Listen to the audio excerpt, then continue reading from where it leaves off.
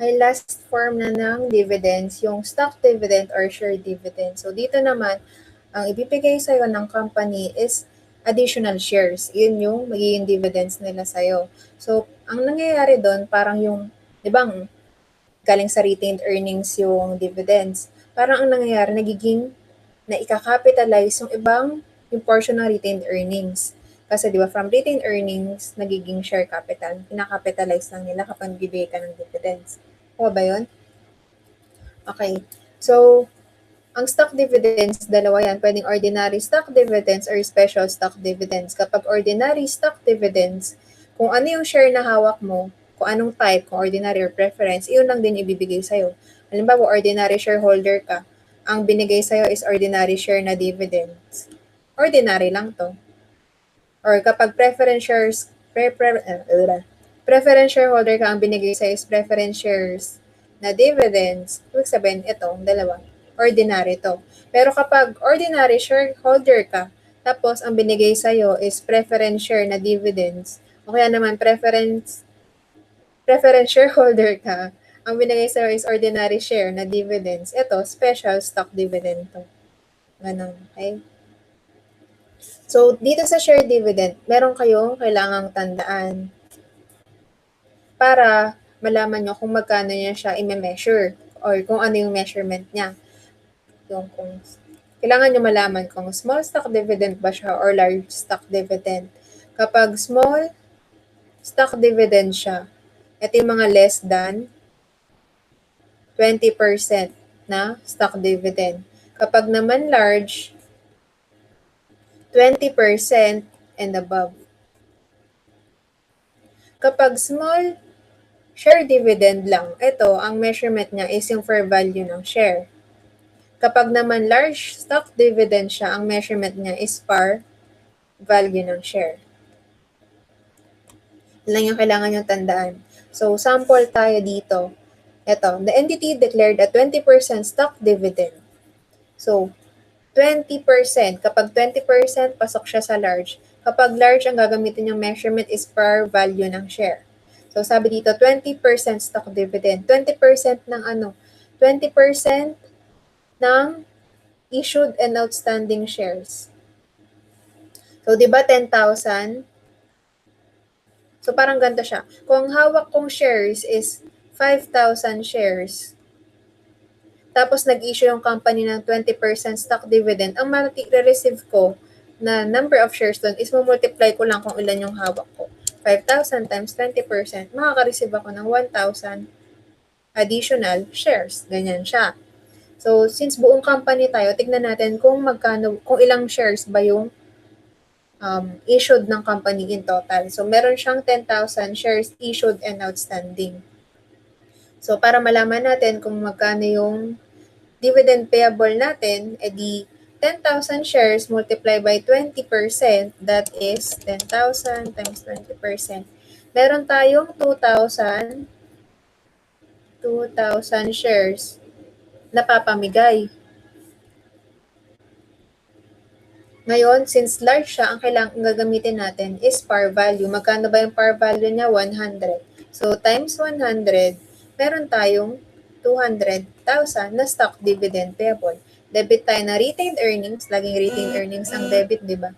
200,000 pesos and credit tayo ng dividends payable. Dagdagan lang natin ng stock sa umpisa na 200,000. Ganyan lang siya. Okay? Tapos ito pala. Kapag naman in-issue na yung stocks, syempre, alisin mo na yung dividends payable mo kasi in-issue mo na nga yung stock mo, bayad ka na sa dividend payable mo. Then credit mo na share capital, 200,000.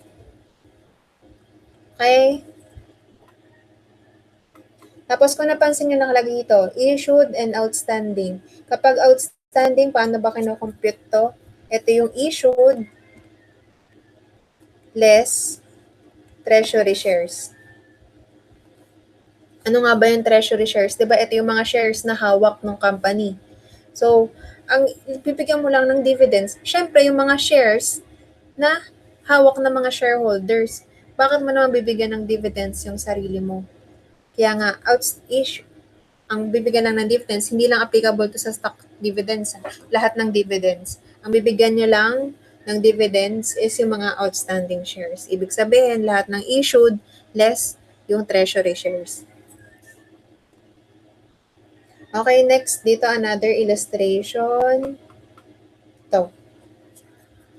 Ito yung equity part niya. 100 yung par, 10,000 shares yung issued. Ngayon, kapag nag-issue yung company ng 10% stock dividend, paano yung entry? So, pag 10%, di ba, ito, small to. Kapag small ang basis natin for value ng share. Ngayon, next natin kailangan alamin, ilang shares ba meron yung company na issued? 10,000. So, 10,000 times 10%, that is 1,000 shares. Mamimigay tayo ng 1,000 shares as dividends. Ngayon, fair value yung measurement niya. So, yung 1,000 na to, multiply natin sa fair value, which is 150. So, meron tayong 150,000 na retained earnings.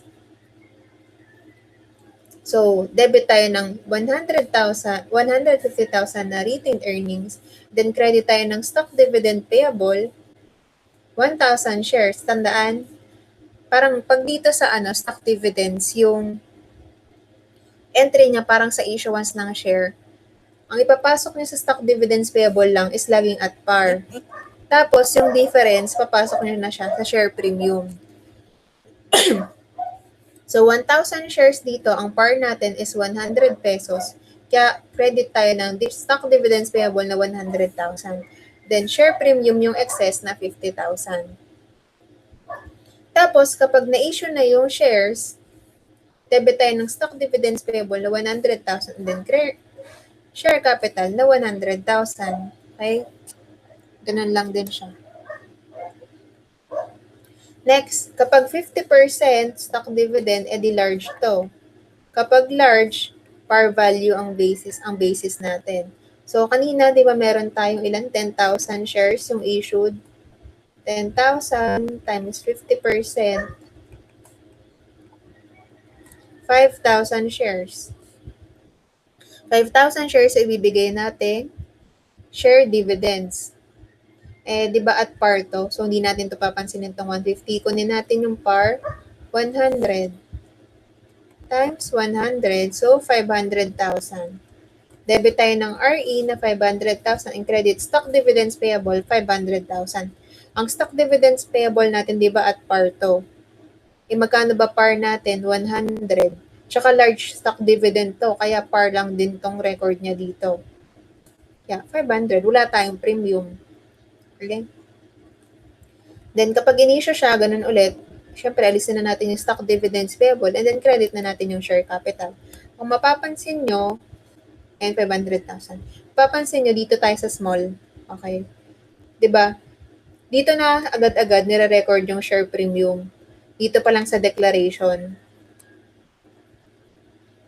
Hindi nire-record sa issuance yung share premium. Ay, tandaan nyo yun. Ayun, yun lang.